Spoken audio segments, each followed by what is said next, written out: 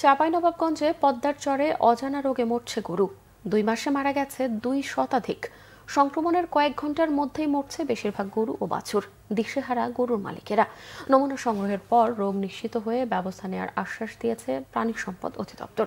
চাঁপাইনবাবগঞ্জ প্রতিনিধি এম শাখওয়াত জামিল দোলনের তথ্য ও চিত্রে ডেস্ক রিপোর্ট। বিস্তীর্ণ পদ্মার চরে লালন পালন হয় কয়েক হাজার গরু, কিন্তু অজানা রোগের সংক্রমণে দিশেহারা মালিকরা। চাঁপাইনবাবগঞ্জ সদর উপজেলার নারায়ণপুর, শিবগঞ্জের পাকা, দুর্লভপুর, উজিরপুর ইউনিয়নের বিভিন্ন চরে হঠাৎই অসুস্থ হয়ে পড়ছে গরু। সামনের অথবা পেছনের মাংস পেশি যাচ্ছে ফুলে। অসুস্থ হওয়ায় 4 থেকে 5 ঘন্টার মধ্যেই মারা যাচ্ছে আক্রান্ত গরু। দুর্গম চরে সহজে মিলছে না গ্রাম্য পশু চিকিৎসকও। এ অবস্থায় কয়েক হাজার গরু নিয়ে শঙ্কার মধ্যে দিন পার করছেন গরুর মালিকরা। তাদের অভিযোগ, চিকিৎসা দিতে চরে যান না সরকারি পশু হাসপাতালের চিকিৎসকরা। 100-150 গরু মারা গেছে। এতে ভয়াবহ, মানে প্রচন্ড খারাপ অবস্থা আপনার এই চরের মধ্যে।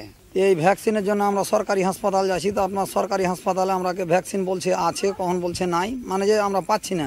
সরকারি হাসপাতালের ডাক্তার আমার এখানে ট্রিটমেন্ট দিতে আসে না, চিকিৎসা করাতে পারছি না। আমাদের কাছে ডাক্তারই তো আসে না, তো আমরা কিভাবে চিকিৎসাটা করবো? প্রাণী সম্পদ কর্মকর্তা বলছেন, পদ্মার চরে ঘাসের জীবাণু থেকেই এমন রোগ ছড়াতে পারে। জানান, আক্রান্ত গরুর মাংস পরীক্ষা নিরীক্ষা করে ব্যবস্থা নেওয়া হবে। ব্ল্যাক কোয়াটার বা পাদ্দা রোগটাকে আমরা টিকার মাধ্যমে আমরা নিয়ন্ত্রণ নিতে পারি।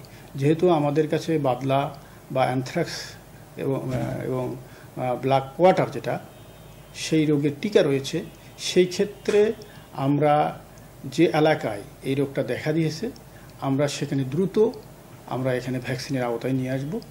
চাঁপাইনবাবগঞ্জের পদ্মার পাড়ের 30টি পালে প্রায় 40,000 গরু লালন পালন করে রাখালরা। Bangla vision news desk.